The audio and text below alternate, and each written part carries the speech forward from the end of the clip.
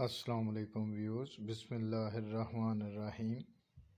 جماعت چہارم کی اردو گرامر میں سے ہم مضمون پڑھ رہے ہیں علامہ اقبال رحمۃ اللہ علیہ۔ علامہ اقبال 9 نومبر 1877 کو سیالکوٹ میں پیدا ہوئے۔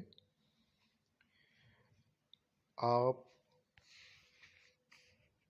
کے والد کا نام شیخ نور محمد تھا، جو بہت نیک اور خدا ترس انسان تھے۔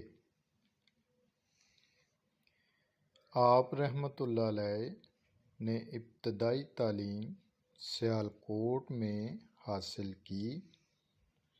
ایف اے کا امتحان مرے کالج سیالکوٹ سے پاس کیا۔ اس کے بعد آپ رحمۃ اللہ علیہ نے گورنمنٹ کالج لاہور میں داخلہ لے لیا۔ یہاں سے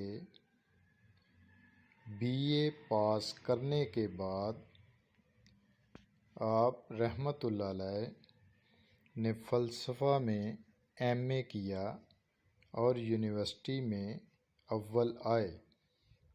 بعد میں کچھ عرصے تک آپ رحمۃ اللہ علیہ اسی کالج میں پروفیسر رہے۔ آپ کو تعلیم حاصل کرنے کا بہت شوق تھا، چنانچہ آپ رحمۃ اللہ علیہ اعلیٰ تعلیم کے لیے انگلستان چلے گئے۔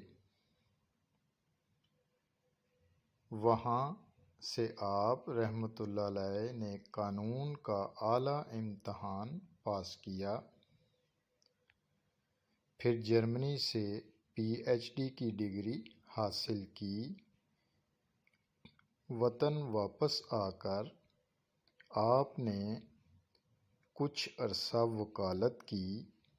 آپ رحمۃ اللہ علیہ کو شاعری سے گہری دلچسپی تھی۔ آپ نے اپنی شاعری سے مسلمانوں میں بیداری کا جذبہ پیدا کیا۔ آپ نے اردو اور فارسی دونوں زبانوں میں شاعری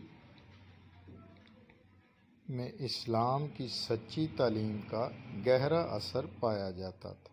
شاعری کی جو کئی کتابوں پر مشتمل ہیں، آپ رحمۃ اللہ علیہ کی شاعری میں اسلام کی سچی تعلیم کا گہرا اثر پایا جاتا ہے۔ علامہ اقبال رحمۃ اللہ علیہ نے پاکستان کا تصور پیش کیا اور پاکستان قائم کرنے کے لیے ہندوستان کے مسلمانوں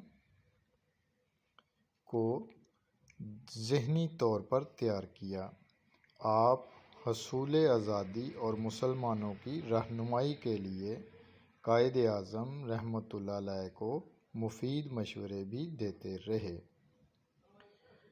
قائد اعظم رحمۃ اللہ علیہ علامہ اقبال رحمۃ اللہ علیہ کی بڑی عزت کرتے تھے۔ علامہ اقبال نے جس اسلامی ریاست کے لیے مسلمانوں کی رہنمائی فرمائی تھی، افسوس کہ وہ اس کے قیام سے پہلے ہی 21 اپریل 1938 کو وفات پا گئے۔ آپ رحمۃ اللہ علیہ کا مزار لاہور میں بادشاہی مسجد کے باہر واقع ہے۔ انشاءاللہ نیکسٹ ویڈیو میں ملیں گے۔ اللہ حافظ۔